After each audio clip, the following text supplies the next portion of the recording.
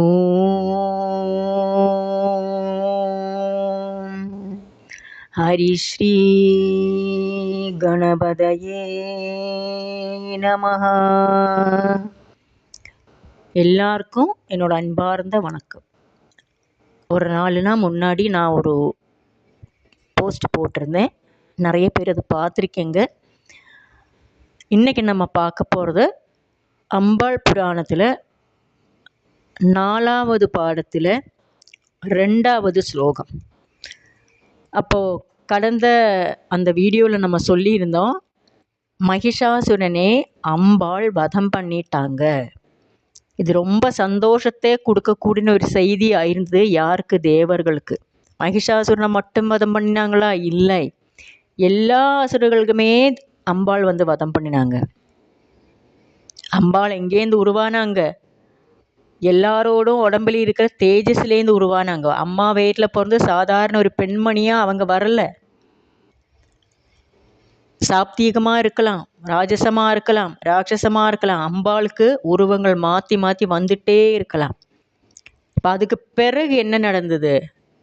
இந்த சந்தோஷ செய்தியை தெரிஞ்ச அதுக்கு பிறகு தேவர்களுக்கு என்ன செய்யணும் தெரியல. அவங்க அங்கே ஓடினாங்க, இங்கே ஓடினாங்க, அவங்கள பார்த்தாங்க, இவங்களை பார்த்தாங்க, என்ன நடக்குதுன்னே தெரியல. ஆனால் ஒன்று மட்டும் அவங்களுக்கு தெரிஞ்சது, அவங்களோட மனசுக்குள்ளே இருக்கிற அந்த சந்தோஷத்தை எல்லாத்தையுமே அவங்க துதியாக கொட்டினாங்க.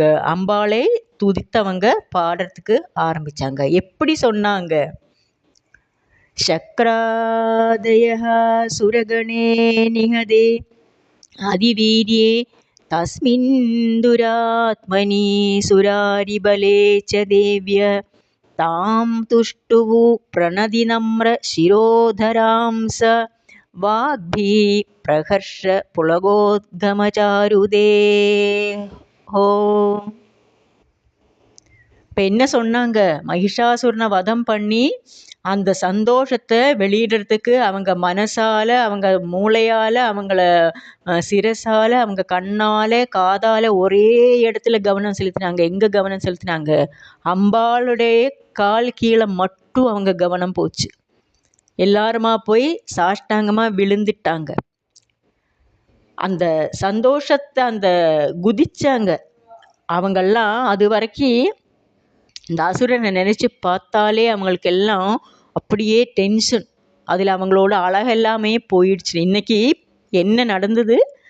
அசுரனை மட்டுமல்ல, அந்த அசுர படையே, அந்த கூட்டணியவே அம்பாள் அழிச்சிட்டாங்க. அந்த அளவுக்கு அழகு ஜொலிச்சுது. ஒவ்வொரு தேவனோடும் உடம்பிலேருந்து, தேவர்களோடு உடம்பிலேருந்து அந்த அளவுக்கு தேஜஸில் அவங்க அம்பாளை துதிக்கிறதுக்கு ஆரம்பித்தாங்க. வணக்கம்.